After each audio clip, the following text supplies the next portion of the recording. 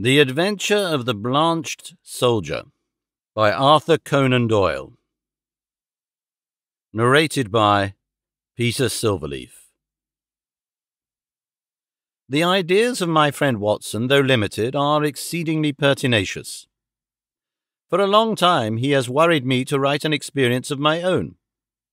Perhaps I have rather invited this persecution, since I have often had occasion to point out to him how superficial are his own accounts, and to accuse him of pandering to popular taste, instead of confining himself rigidly to facts and figures.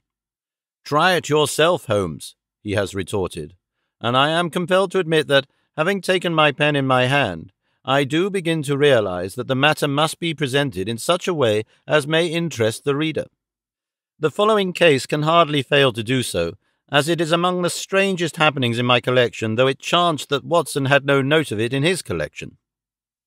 Speaking of my old friend and biographer, I would take this opportunity to remark that if I burden myself with a companion in my various little inquiries, it is not done out of sentiment or caprice, but it is that Watson has some remarkable characteristics of his own to which, in his modesty, he has given small attention amid his exaggerated estimates of my own performances. A confederate who foresees your conclusions and course of action is always dangerous, but one to whom each development comes as a perpetual surprise, and to whom the future is always a closed book, is indeed an ideal helpmate. I find from my notebook that it was in January 1903, just after the conclusion of the Boer War, that I had my visit from Mr. James M. Dodd, a big, fresh, sunburned, upstanding Briton.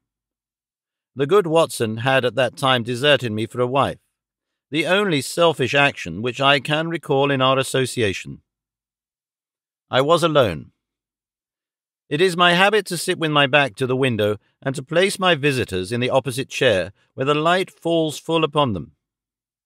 Mr. James N. Dodd seemed somewhat at a loss how to begin the interview. I did not attempt to help him, for his silence gave me more time for observation. I have found it wise to impress clients with a sense of power, and so I gave him some of my conclusions. "From South Africa, sir, I perceive?" "Yes, sir," he answered with some surprise. "Imperial Yeomanry, I fancy?" "Exactly." "Middlesex Corps, no doubt?" "That is so, Mr. Holmes. You are a wizard." I smiled at his bewildered expression. When a gentleman of virile appearance enters my room with such a tan upon his face as an English sun could never give, and with his handkerchief in his sleeve instead of in his pocket, it is not difficult to place him. You wear a short beard, which shows that you were not a regular. You have the cut of a riding man. As to Middlesex, your card has already shown me that you are a stockbroker from Throgmorton Street. What other regiment would you join? You see everything. I see no more than you, but I have trained myself to notice what I see. However, Mr. Dodd, it was not to discuss the science of observation that you called upon me this morning. What has been happening at Tuxbury Old Park? Mr. Holmes! My dear sir, there is no mystery. Your letter came with that heading, and as you fixed this appointment in very pressing terms, it was clear that something sudden and important had occurred. Yes, indeed. But the letter was written in the afternoon, and a good deal has happened since then. If Colonel Emsworth had not kicked me out— Kicked you out? Well, that's what it amounted to. He is a hard nail, is Colonel Emsworth. The greatest martinet in the army in his day, and it was a day of rough language, too. I couldn't have struck the colonel if he had not been for Godfrey's sake. I lit my pipe and leaned back in my chair.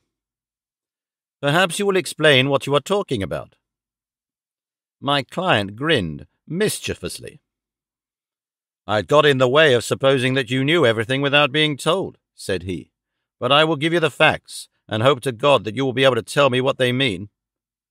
I've been awake all night puzzling my brain, and the more I think, the more incredible does it become. When I joined up in January 1901, just 2 years ago, young Godfrey Emsworth had joined the same squadron. He was Colonel Emsworth's only son, Emsworth, the Crimean V.C., and he had the fighting blood in him, so it was no wonder he volunteered. There was not a finer lad in the regiment. We formed a friendship, the sort of friendship which can only be made when one lives the same life and shares the same joys and sorrows. He was my mate, and that means a good deal in the army. We took the rough and the smooth together for a year of hard fighting. Then he was hit with a bullet from an elephant gun in the action near Diamond Hill outside Pretoria. I got one letter from the hospital at Cape Town and one from Southampton. Since then, not a word, not one word, Mr. Holmes, for 6 months and more, and he my closest pal. Well, when the war was over and we all got back, I wrote to his father and asked where Godfrey was. No answer. I waited a bit, and then I wrote again. This time I had a reply, short and gruff. Godfrey had gone on a voyage round the world, and it was not likely that he would be back for a year. That was all. I wasn't satisfied, Mr. Holmes. The whole thing seemed to be so damned unnatural. He was a good lad, and he would not drop a pal like that. It was not like him. Then again, I happened to know that he was heir to a lot of money, and also that his father and he did not always hit it off too well. The old man was sometimes a bully, and young Godfrey had too much spirit to stand for it. No, I wasn't satisfied, and I determined that I would get to the root of the matter. It happened, however, that my own affairs needed a lot of straightening out, after 2 years' absence, and so it is only this week that I've been able to take up Godfrey's case again. But since I've taken it up, I mean to drop everything in order to see it through. Mr. James M. Dodd appeared to be the sort of person whom it would be better to have as a friend than as an enemy. His blue eyes were stern, and his square jaw had set hard as he spoke. "Well, what have you done?" I asked. My first move was to get down to his home, Tuxbury Old Park, near Bedford, and to see for myself how the ground lay. I wrote to the mother, therefore. I had had quite enough of the curmudgeon of a father, and I made a clean frontal attack. Godfrey was my chum. I had a great deal of interest which I might tell her of our common experiences. I should be in the neighbourhood. Would there be any objection, etc.? In reply, I had quite an amiable answer from her and an offer to put me up for the night. That was what took me down on Monday. Tuxbury Old Hall is inaccessible, 5 miles from anywhere. There was no trap at the station, so I had to walk, carrying my suitcase, and it was nearly dark before I arrived. It is a great wandering house, standing in a considerable park. I should judge it was all sorts of ages and styles, starting on a half-timbered Elizabethan foundation and ending in a Victorian portico. Inside it was all panelling and tapestry and half-effaced old pictures, a house of shadows and mystery. There was a butler, old Ralph, who seemed about the same age as the house, and there was his wife, who might have been older. She had been Godfrey's nurse, and I had heard him speak of her as second only to his mother in his affections, so I was drawn to her in spite of her queer appearance. The mother I liked also, a gentle little white mouse of a woman. It was only the Colonel himself whom I barred. We had a bit of a barney right away, and I should have walked back to the station if I had not felt that it might be playing his game for me to do so. I was shown straight into his study, and there I found him, a huge bow-backed man with a smoky skin and a straggling grey beard, seated behind his littered desk. A red-veined nose jutted out like a vulture's beak, and 2 fierce grey eyes glared at me from under tufted brows. I could understand now why Godfrey seldom spoke of his father. "Well, sir," said he in a rasping voice, "I should be interested to know the real reasons for this visit." I answered that I had explained them in my letter to his wife. Yes, you said that you had known Godfrey in Africa. We have, of course, only your word for that." "I have his letters in my pocket." "Kindly let me see them." He glanced at the 2 which I handed him, and then he tossed them back. "Well, what then?" he asked. "I was fond of your son Godfrey, sir. Many ties and memories united us. Is it not natural that I should wonder at his sudden silence, and should wish to know what has become of him?" "I have some recollections, sir, that I had already corresponded with you and had told you what had become of him. He has gone upon a voyage round the world. His health was in a poor way after his African experiences, and both his mother and I were of opinion that complete rest and change were needed. Kindly pass that explanation on to any other friends who may be interested in the matter." "Certainly," I answered, "but perhaps you would have the goodness to let me have the name of the steamer and of the line by which he sailed, together with the date. I have no doubt that I should be able to get a letter through to him." My request seemed to both puzzle and irritate my host. His great eyebrows came down over his eyes, and he tapped his fingers impatiently on the table.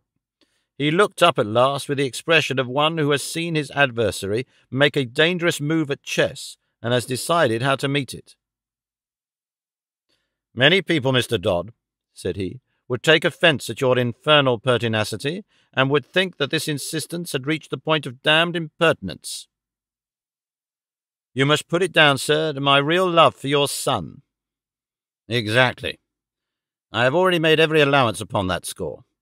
I must ask you, however, to drop these inquiries.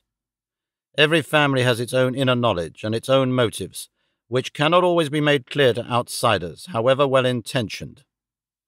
My wife is anxious to hear something of Godfrey's past, which you are in a position to tell her, but I would ask you to let the present and the future alone. Such inquiries serve no useful purpose, sir, and place us in a delicate and difficult position." So I came to a dead end, Mr. Holmes. There was no getting past it. I could only pretend to accept the situation and register a vow inwardly that I would never rest until my friend's fate had been cleared up. It was a dull evening. We dined quietly, the three of us, in a gloomy, faded old room. The lady questioned me eagerly about her son, but the old man seemed morose and depressed. I was so bored by the whole proceeding that I made an excuse as soon as I decently could and retired to my bedroom. It was a large, bare room on the ground floor, as gloomy as the rest of the house, but after a year of sleeping upon the veldt, Mr. Holmes, one is not too particular about one's quarters. I opened the curtains and looked out into the garden, remarking that it was a fine night with a bright half-moon. Then I sat down by the roaring fire with the lamp on a table beside me and endeavoured to distract my mind with a novel. I was interrupted, however, by Ralph, the old butler, who came in with a fresh supply of coals. "I thought you might run short in the night time, sir. It is bitter weather, and these rooms are cold." He hesitated before leaving the room, and when I looked round he was standing facing me with a wistful look upon his wrinkled face. "Beg your pardon, sir, but I could not help hearing what you said of young Master Godfrey at dinner. You know, sir, that my wife nursed him, and so I may say I am his foster father. It's natural we should take an interest, and you say he carried himself well, sir?" "There was no braver man in the regiment. He pulled me out once from under the rifles of the Boers, or maybe I should not be here." The old butler rubbed his skinny hands. Yes, sir, that is Master Godfrey all over. He was always courageous. There's not a tree in the park, sir, that he has not climbed. Nothing would stop him. He was a fine boy. Oh, and oh, sir, he was a fine man." I sprang to my feet. "Look here," I cried. "You say he was. You speak as if he were dead. What is all this mystery? What has become of Godfrey Emsworth?" I gripped the old man by the shoulder, but he shrank away. "I don't know what you mean, sir. Ask the master about Master Godfrey. He knows. It's not for me to interfere." He was leaving the room, but I held his arm. "Listen," I said. "You are going to answer one question before you leave, if I have told you all night. Is Godfrey dead?" He could not face my eyes. He was like a man hypnotized. The answer was dragged from his lips. It was a terrible and unexpected one. "I wish to God he was," he cried, and tearing himself free, he dashed from the room. You will think, Mr. Holmes, that I returned to my chair in no very happy state of mind. The old man's words seemed to me to bear only one interpretation. Clearly my poor friend has become involved in some criminal, or at the least disreputable transaction which touched the family honour. That stern old man had sent his son away and hidden him from the world lest some scandal should come to light. Godfrey was a reckless fellow. He was easily influenced by those around him. No doubt he had fallen into bad hands and been misled to his ruin. It was a piteous business, if it was indeed so, but even now it was my duty to hunt him out and see if I could aid him. I was anxiously pondering the matter when I looked up, and there was Godfrey Emsworth standing before me. My client had paused as one in deep emotion. "Pray continue," I said. "Your problem presents some very unusual features." He was outside the window, Mr. Holmes, with his face pressed against the glass. I have told you that I looked out at the night. When I did so, I left the curtains partly open. His figure was framed in this gap. The window came down to the ground, and I could see the whole length of it, but it was his face which held my gaze. He was deadly pale. Never have I seen a man so white. I reckon ghosts may look like that. But his eyes met mine, and they were the eyes of a living man. He sprang back when he saw that I was looking at him, and he vanished into the darkness. There was something shocking about the man, Mr. Holmes. It wasn't merely that ghastly face glimmering as white as cheese in the darkness. It was more subtle than that. Something slinking, something furtive, something guilty, something very unlike the frank, manly lad that I had known. It left a feeling of horror in my mind. But when a man has been soldiering for a year or two with Brother Boer as a playmate, he keeps his nerve and acts quickly. Godfrey had hardly vanished before I was at the window. There was an awkward catch, and I was some little time before I could throw it up. Then I nipped through and ran down the garden path in the direction that I thought he might have taken. It was a long path, and the light was not very good, but it seemed to me something was moving ahead of me. I ran on and called his name, but it was no use. When I got to the end of the path, there were several others branching in different directions to various outhouses. I stood hesitating, and as I did so, I heard distinctly the sound of a closing door. It was not behind me in the house, but ahead of me, somewhere in the darkness. That was enough, Mr. Holmes, to assure me that what I had seen was not a vision. Godfrey had run away from me, and he had shut a door behind him. Of that I was certain.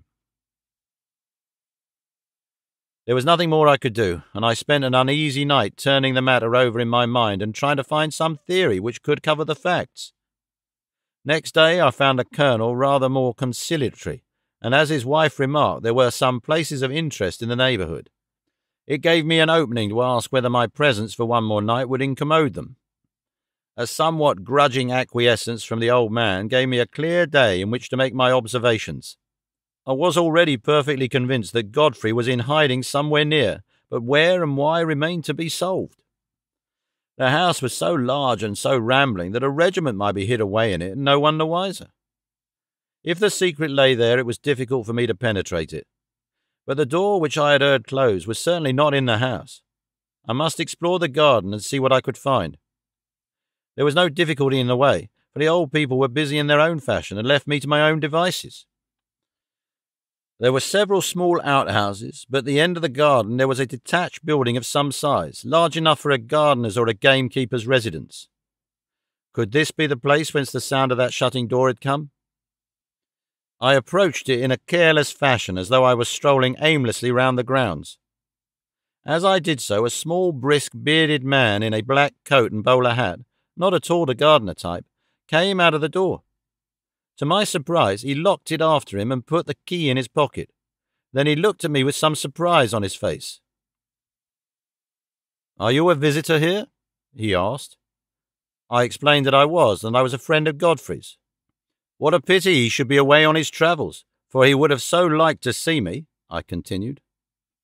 "Quite so, exactly," said he with a rather guilty air. "No doubt you will renew your visit at some more propitious time." He passed on, but when I turned I observed that he was standing watching me, half concealed by the laurels at the far end of the garden. I had a good look at the little house as I passed it, but the windows were heavily curtained, and, so far as one could see, it was empty. I might spoil my own game and be ordered off the premises if I were too audacious, for I was still conscious that I was being watched. Therefore I strolled back to the house and waited for night before I went on with my inquiry. When all was dark and quiet, I slipped out of my window and made my way as silently as possible to the mysterious lodge. I have said that it was heavily curtained, but now I found that the windows were shuttered as well.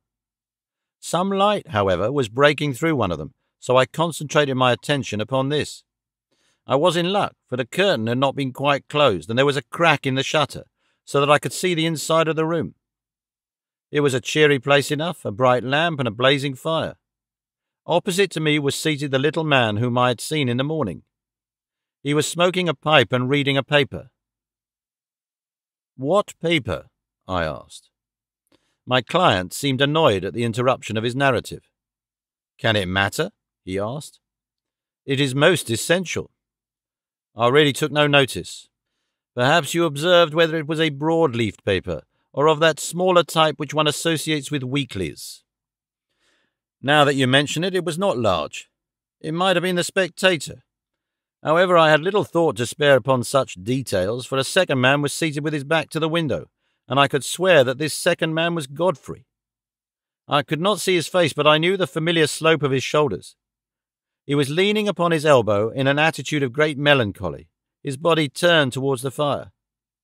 I was hesitating as to what I should do, when there was a sharp tap on my shoulder, and there was Colonel Emsworth beside me. "This way, sir," said he in a low voice. He walked in silence to the house, and I followed him into my own bedroom. He had picked up a timetable in the hall. "There is a train to London at 8:30, said he. "The trap will be at the door at 8.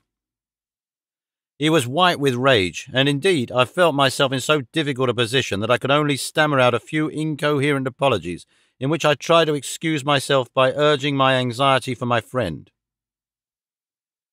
"The matter will not bear discussion," said he abruptly.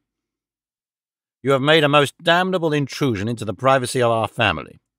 You were here as a guest, and you have become a spy. I have nothing more to say, sir, save that I have no wish ever to see you again." At this I lost my temper, Mr. Holmes, and I spoke with some warmth. "I've seen your son, and I am convinced that for some reason of your own you are concealing him from the world.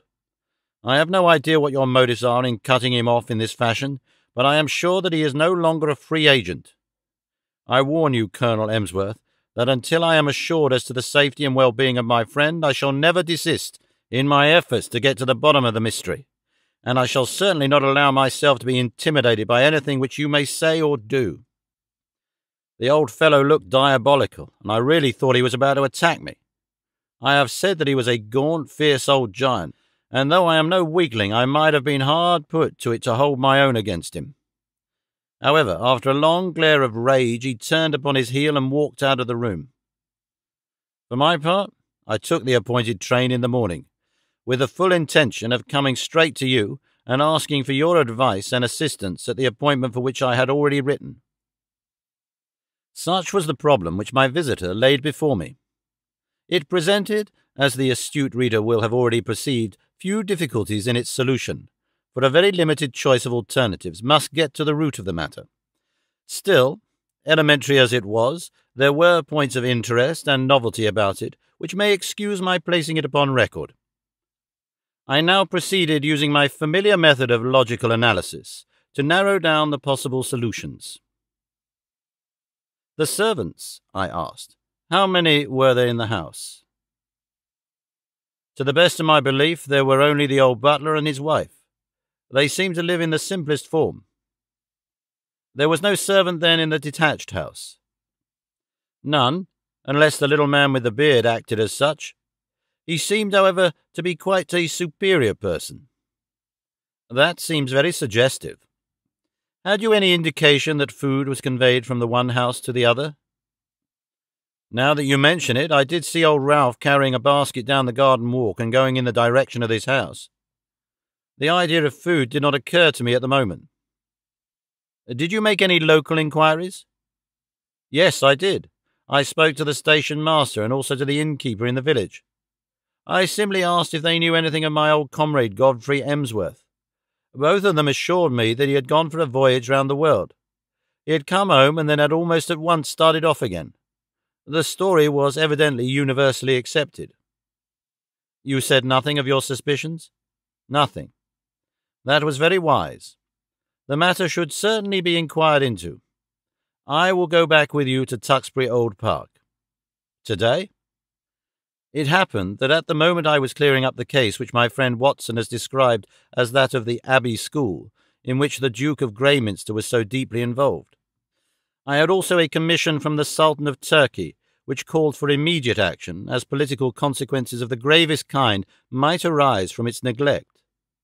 Therefore, it was not until the beginning of the next week, as my diary records, that I was able to start forth on my mission to Bedfordshire in company with Mr. James M. Dodd. As we drove to Euston, we picked up a grave and taciturn gentleman of iron-grey aspect, with whom I had made the necessary arrangements. "This is an old friend," said I to Dodd. "It is possible that his presence may be entirely unnecessary, and, on the other hand, it may be essential. It is not necessary at the present stage to go further into the matter." The narratives of Watson have accustomed the reader, no doubt, to the fact that I do not waste words or disclose my thoughts while a case is actually under consideration. Dodd seemed surprised, but nothing more was said, and the three of us continued our journey together. In the train, I asked Dodd one more question, which I wished our companion to hear. "You say that you saw your friend's face quite clearly at the window, so clearly that you are sure of his identity." "I have no doubt about it whatever. His nose was pressed against the glass. The lamplight shone full upon him." "It could not have been someone resembling him?" No, it was he." "But you say he was changed?"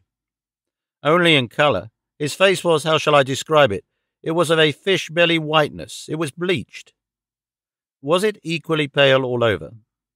"I think not. It was his brow which I saw so clearly as it was pressed against the window." "Did you call to him?" "I was too startled and horrified for the moment. Then I pursued him, as I have told you, but without result." My case was practically complete, and there was only one small incident needed to round it off. When, after a considerable drive, we arrived at the strange old rambling house which my client had described, it was Ralph, the elderly butler, who opened the door. I had requisitioned the carriage for the day, and had asked my elderly friend to remain within it unless we should summon him. Ralph, a little wrinkled old fellow, was in the conventional costume of black coat and pepper and salt trousers, with only one curious variant. He wore brown leather gloves, which at the sight of us he instantly shuffled off, laying them down on the hall table as we passed in. I have, as my friend Watson may have remarked, an abnormally acute set of senses, and a faint but incisive scent was apparent. It seemed to centre on the hall table. I turned, placed my hat there, knocked it off, stooped to pick it up, and contrived to bring my nose within a foot of the gloves. Yes, it was undoubtedly from them that the curious tarry odour was oozing. I passed on into the study with my case complete. Alas, that I should have to show my hand so when I tell my own story. It was by concealing such links in the chain that Watson was enabled to produce his meretricious finales. Colonel Emsworth was not in his room, but he came quickly enough on receipt of Ralph's message. We heard his quick, heavy step in the passage. The door was flung open, and he rushed in with bristling beard and twisted features, as terrible an old man as ever I have seen. He held our cards in his hand, and he tore them up and stamped on the fragments. "Have I told you, you infernal busybody, that you are warned off the premises? Never dare to show your damned face here again. If you enter again without my leave, I shall be within my rights if I use violence. I'll shoot you, sir, by God I will. As to you, sir," turning upon me, "I extend the same warning to you. I am familiar with your ignoble profession, but you must take your reputed talents to some other field. There is no opening for them here." "I cannot leave here," said my client firmly, "until I hear from Godfrey's own lips that he is under no restraint." Our involuntary host rang the bell. "Ralph," he said, "telephone down to the county police and ask the inspector to send up 2 constables. Tell him there are burglars in the house." "One moment," said I. "You must be aware, Mr. Dodd, that Colonel Emsworth is within his rights, and that we have no legal status within his house. On the other hand, he should recognize that your action is prompted entirely by solicitude for his son. I venture to hope that if I were allowed to have 5 minutes' conversation with Colonel Emsworth, I could certainly alter his view of the matter." "I am not so easily altered," said the old soldier. "Ralph, do what I have told you. What the devil are you waiting for? Ring up the police." "Nothing of the sort," I said, putting my back to the door. "Any police interference would bring about the very catastrophe which you dread." I took out my notebook and scribbled one word upon a loose sheet. "That," said I, as I handed it to Colonel Emsworth, "is what has brought us here." He stared at the writing with a face from which every expression save amazement had vanished. "How do you know?" he gasped, sitting down heavily in his chair. "It is my business to know things. That is my trade." He sat in deep thought, his gaunt hand tugging at his straggling beard. Then he made a gesture of resignation. "Well, if you wish to see Godfrey, you shall. It is no doing of mine, but you have forced my hand. Ralph, tell Mr. Godfrey and Mr. Kent that in 5 minutes we shall be with them." At the end of that time we passed down the garden path and found ourselves in front of the mystery house at the end. A small bearded man stood at the door with a look of considerable astonishment upon his face. "This is very sudden, Colonel Emsworth," said he. "This will disarrange all our plans." "I cannot help it, Mr. Kent. Our hands have been forced. Can Mr. Godfrey see us?" "Yes, he is waiting inside." He turned and led us into a large, plainly furnished front room. A man was standing with his back to the fire, and at the sight of him my client sprang forward with outstretched hand. "Why, Godfrey, old man, this is fine." But the other waved him back. "Don't touch me, Jimmy. Keep your distance. Yes, you may well stare. I don't quite look the smart Lance Corporal Emsworth of B Squadron, do I?" His appearance was certainly extraordinary. One could see that he had indeed been a handsome man with clear-cut features sunburned by an African sun, but mottled in patches over this darker surface were curious whitish patches which had bleached his skin.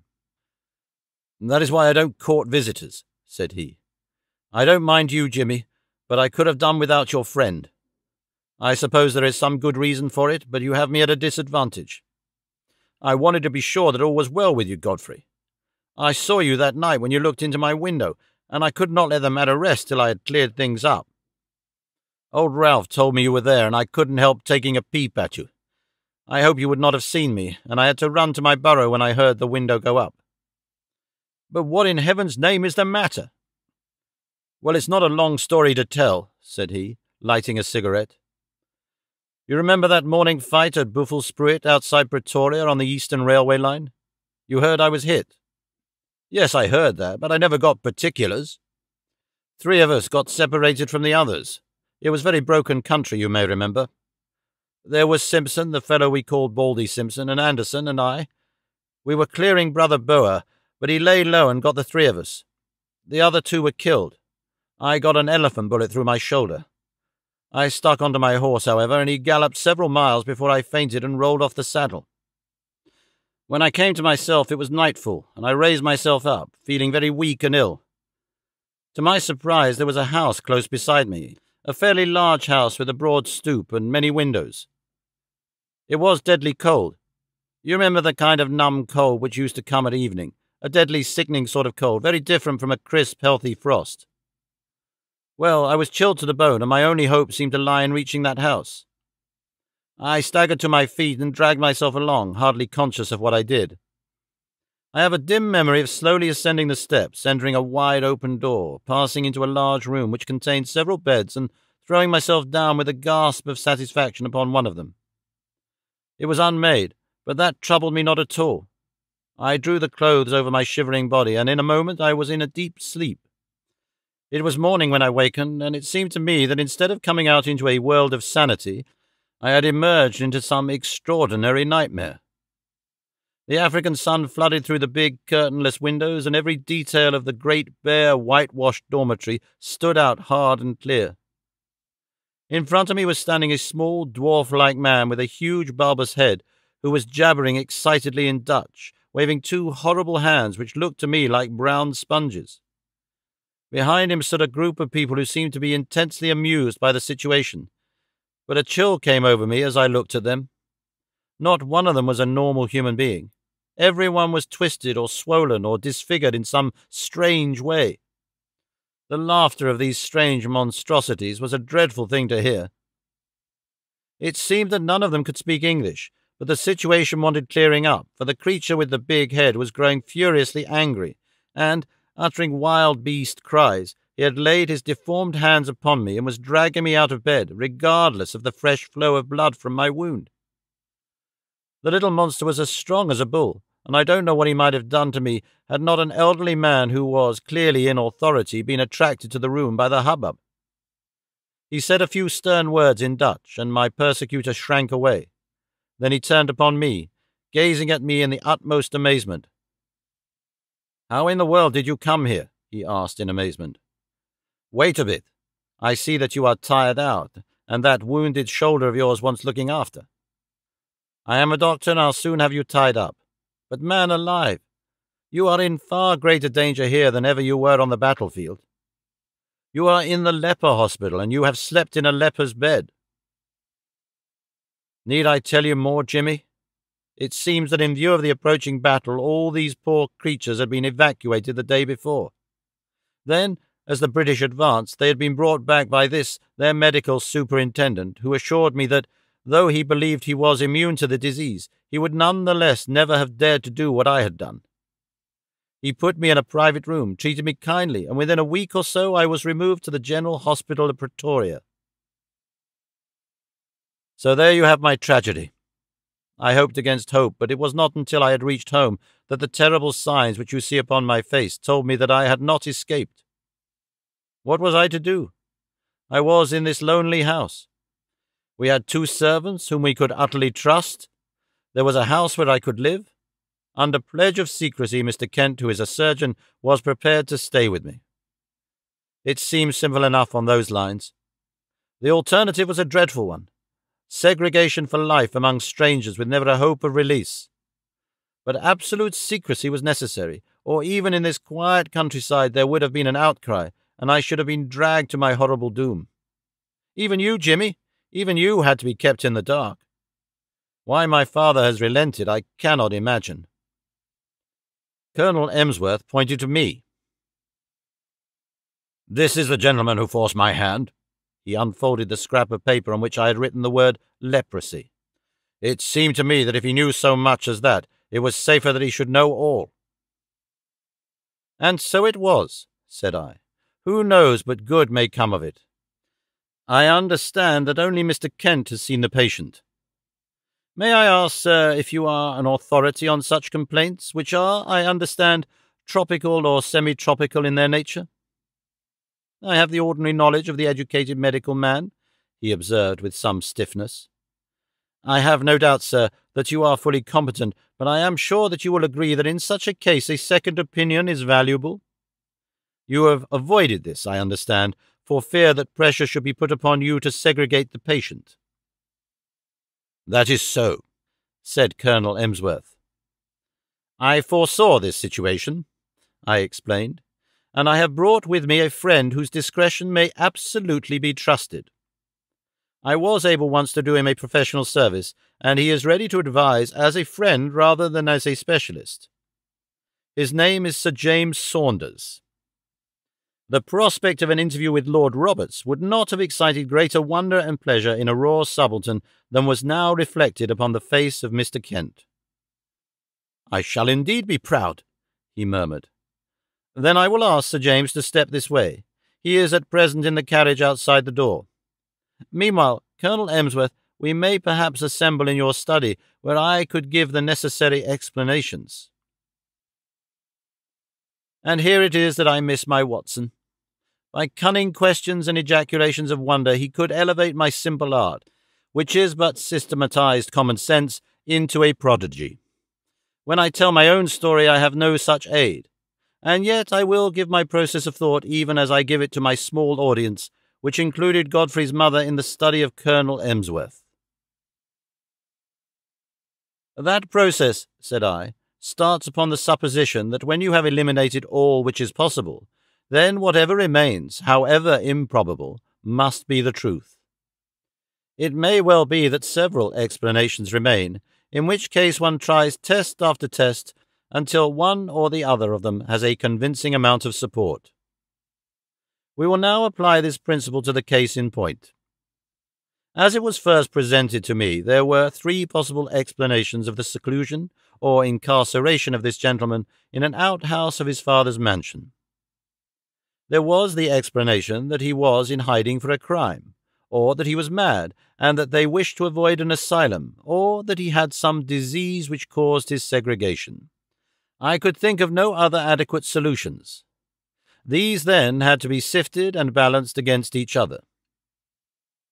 The criminal solution would not bear inspection. No unsolved crime had been reported from that district. I was sure of that. If it were some crime not yet discovered, then clearly it would be to the interest of the family to get rid of the delinquent and send him abroad rather than keep him concealed at home. I could see no explanation for such a line of conduct.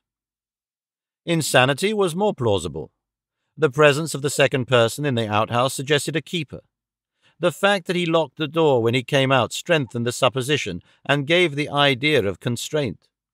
On the other hand, this constraint could not be severe, or the young man could not have got loose and come down to have a look at his friend. You will remember, Mr. Dodd, that I felt round for points, asking you, for example, about the paper which Mr. Kent was reading. Had it been the Lancet or the British Medical Journal, it would have helped me. It is not illegal, however, to keep a lunatic upon private premises, so long as there is a qualified person in attendance, and that the authorities have been duly notified. Why, then, all this desperate desire for secrecy? Once again, I could not get the theory to fit the facts.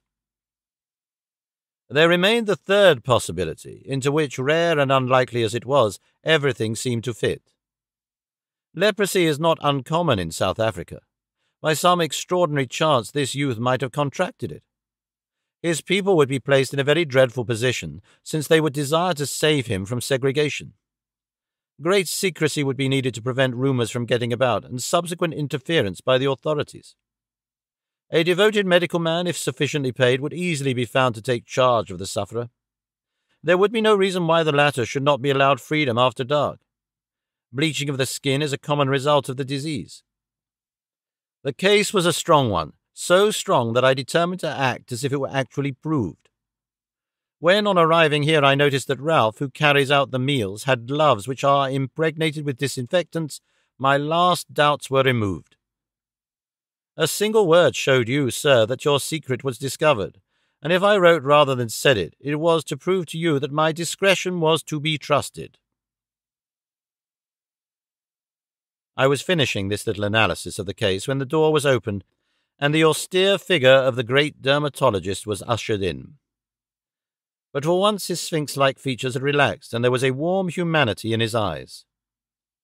He strode up to Colonel Emsworth and shook him by the hand. "It is too often my lot to bring ill tidings and seldom good," said he. "This occasion is the more welcome. It is not leprosy." "What?"